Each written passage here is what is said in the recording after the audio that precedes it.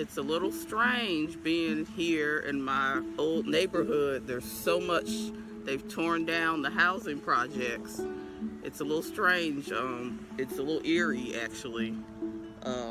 It's both familiar and unfamiliar. So it's a little bit disoriented, but the buildings are all new. They've redone a lot of the smaller homes. Gardens, a hidden history. Here in Winston-Salem, many people are familiar with the history of the original Moravian settlement of Old Salem.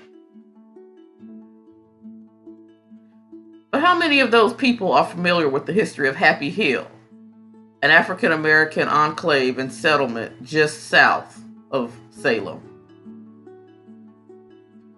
Dr. Schumann owned slaves on Happy Hill, which he helped later repatriate Liberia or remain free in the Happy Hill community. It is here in the Happy Hill community where slaves lived and thrived.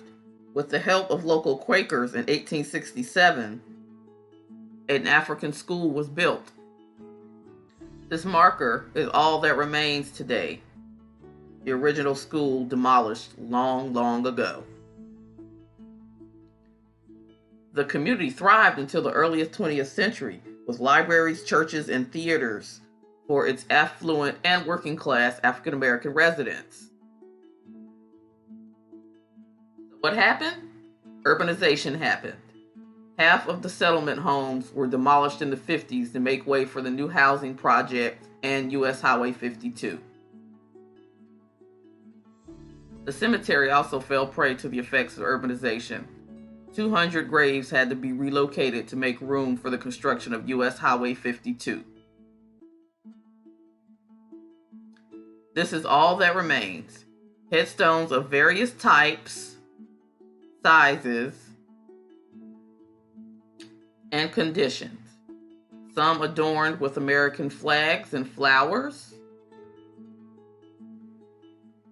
while others lay bare with a simple epitaph. I'm Juanita Thacker, and my home lay just to the right of this wall. Beyond the wall is US Highway 52. I wonder how many of the current residents were like me, walking these streets without any knowledge of the community's hidden history.